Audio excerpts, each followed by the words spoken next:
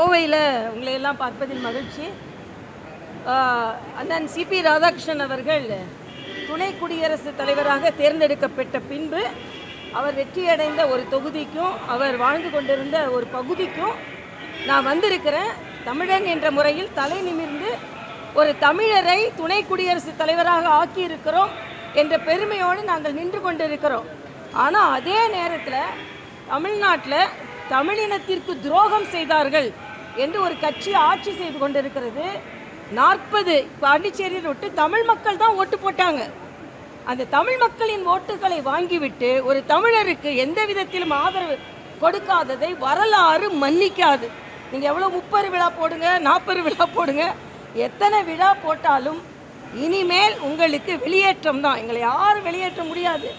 No entry for BJP அப்படின்னு, no reentry for DMK. அதான் என்னால் தெளிவாக சொல்ல முடியும்.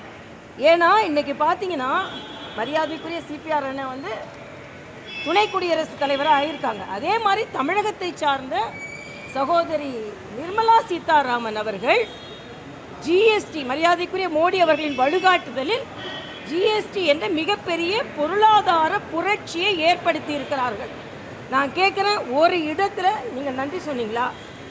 அது மட்டும் இல்லை, தமிழக அரசியலை பற்றியே முதலமைச்சர் தெரியாமல் இருக்கிறார் அப்படின்னு செந்தில் பாலாஜி சொல்கிறார். யார் வந்தாலும் யார் எதிர்த்தாலும் நாங்கள் தான் ஜெயிப்போம். ஏனென்றால் எங்களுக்கு 200, உங்களுக்கு தான் 200னா ரொம்ப பழக்கமான ஒன்று தான். அது மாதிரி 400, 200, 300லாம் உங்களுக்கு ரொம்ப பழக்கமான ஒன்று தான். அதனால் மில்லின்றது மட்டும் நான் சேர்க்கல, அவ்வளவுதான். அதனால் செந்தில் பாலாஜிக்கு 100, 200லாம் ரொம்ப பழக்கம்தான். ஆனால் அதனால தான் நீங்கள் தோக்க போகிறீங்க. பெறுவோம் 200, படைப்போம் வரலாறு இல்லை. 200, 300 எம்எல்ஏ தான் நீங்கள் தோக்க போகிறீங்க. அதனால் நீங்கள் வரலாறுலாம் படைக்க முடியாது. என்னை பொறுத்த மட்டில் அண்ணன் ஸ்டாலினுக்கு ஷாப்பிங்லாம் போகிறது ரொம்ப இஷ்டமான ஒரு விஷயம். அதில் ஜிஎஸ்டியில் எந்தெந்த கடையில் எதெல்லாம் குறைஞ்சிருக்கு அப்படின்னு சொல்லி ஒரு ஷாப்பிங் போயிட்டு இதெல்லாம் மத்திய அரசுக்கு நன்றி அப்படின்னு சொன்னால் நல்லா இருக்கும் அப்படின்னு நான் நினைக்கிறேன். ஏன்னா இன்றைய காலகட்டத்தில் பிஜேபி எந்த விதத்திலும் வந்துவிடக்கூடாது. அடக்குமுறை நடக்கிறது. எங்கே அடக்குமுறை நடக்குது? திணிக்கிறார்கள். எதை திணிக்கிறார்கள்? ஆக இன்னைக்கு உலகம் முழுவதும் பாராட்டும் மரியாதைக்குரிய பாரத பிரதமர் மோடி அவர்கள் நிச்சயமாக, நான் ஏற்கனவே சொன்னேன், தம்பி உதயநிதி செங்கல்ல தூக்கிட்டு போன எலெக்ஷனில் திரிஞ்சார். நீங்கள் செங்கல்ல தூக்கிட்டு திரிங்க, நாங்கள் செங்கோலை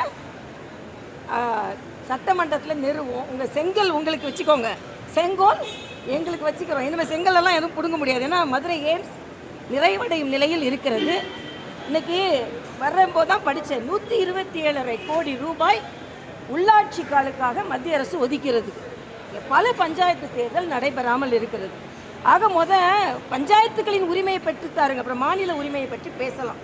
இதுதான் எனக்கு கருத்து.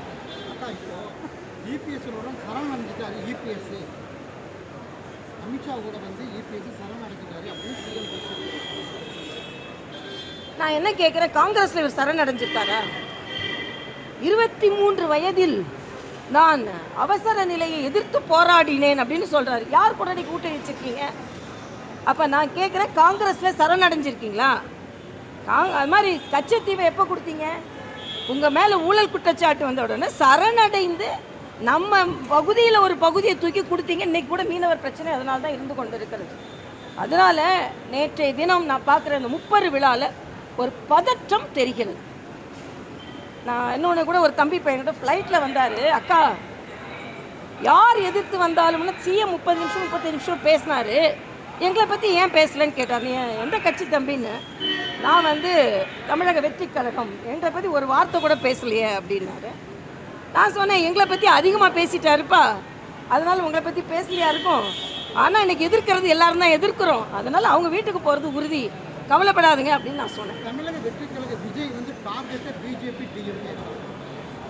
நான் அதனால தான் தெளிவாக சொல்லிட்டேன், இது நடக்கிறது சட்டமன்ற தேர்தல் இல்லையா, நடக்கிறது அசம்பிளிக்கான தேர்தல். மாற்றம் எங்கே வர வேண்டும்னா திமுகவில் தான் மாற்றம் வரணும். அதனால் தம்பி விஜய் இப்போ ஏதோ பேச்சுக்கு நம்ம திமுக மட்டும் சொன்னால் நம்மளை யாரான்னு எதாவது நினச்சிக்குவாங்க. அதனால் கொஞ்சம் எதுக்கு பிஜேபி இழுத்துக்கலாம உங்களோட எதிர்ப்பை திமுகவில் தீவிரவாக காமிக்க வேண்டும்ன்றது எனது கருத்து.